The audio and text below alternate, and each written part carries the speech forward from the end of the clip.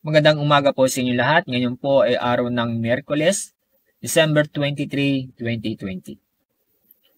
Tail end of a frontal system ay nakaka-apekto doon lamang po sa may extreme northern Luzon.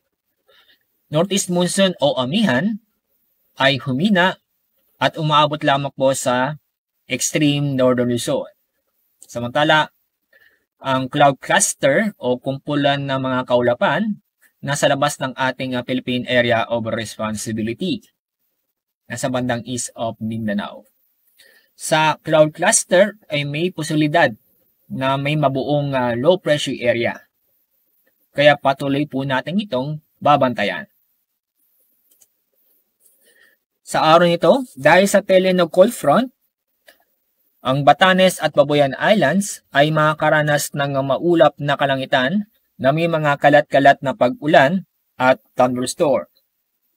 Dulot naman sa easterlies, makakaranas din ng maulap na kalangitan na may mga kalat-kalat na pag-ulan at thunderstorm sa mga lalawigan ng Cagayan, Isabela, Aurora, at kasama rin ang Northern Quezon, including Polillo Island. Sa lalabing bahagi ng Luzon kasama ang Metro Manila ay magiging maganda at maaliwalas na panahon, maliban po sa mga isolated na pag-ulan dulot ng thunderstorm. Ang maximum temperature natin sa araw nito sa Tuguegarao ay aabot ng 30 degrees Celsius, sa Baguio 25 degrees Celsius, sa Lawag 31 degrees Celsius, sa Metro Manila 31 degrees Celsius, sa Legazpi 31 degrees Celsius, sa Puerto Princesa 32 degrees Celsius, at sa Kalayaan Islands 30 degrees Celsius. Sa lalabing bahagi ng ating bansa, inyong makikita maganda at maaliwalas sa panahon ng ating maranasan sa araw nito sa Visayas at Mindanao. Maliban lang po sa mga biglaang buhos ng ulan dulot ng thunderstorm. Ang maximum temperature sa Tacloban ay 31 degrees Celsius. Sa Cebu at sa Iloilo ay aabot ng 32 degrees Celsius. Sa Cagayan de Oro, 32 degrees Celsius. Sa Davao, 33 degrees Celsius. At sa Zamboanga City, 33 degrees Celsius. Dahil may malakas pa rin ng hangin dulot ng amihan, ilang lugar po nasa ilalim ng gale warning. Ito po ay Ilocos Norte, Batanes, at sa northern coast ng Cagayan kasama ang Babuyan Islands. Kaya paalala po sa ating mga kababayan sa mga nabanggit na lugar na huwag munang pumalaot dahil sa inaasang pa rin natin ang matataas na alon kung saan ang taas ng alon ay aabot ng 4.5 meters.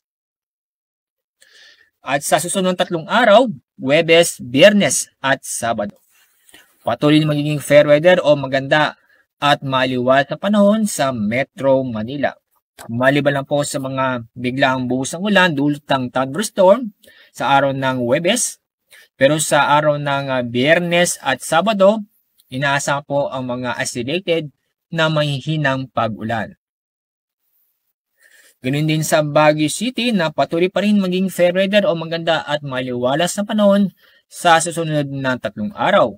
Maliban sa mga isolated na mga pag-ulan dulot ng thunderstorm sa araw ng Huwebes, pero sa araw ng Biyernes at Sabado, mga isolated na mahihinang pag-ulan ang ating inaasahan sa mga araw nito.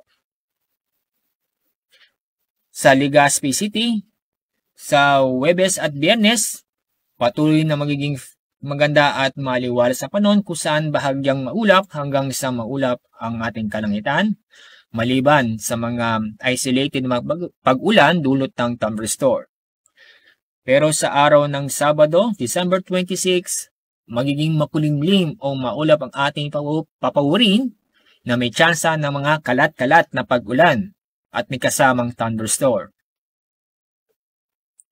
Sa Metro Cebu, sa araw ng Biyernes, magiging maganda at maliwalas na panahon pa rin, maliban lang po sa mga isolated na mga pag-ulan dulot ng thunderstorm.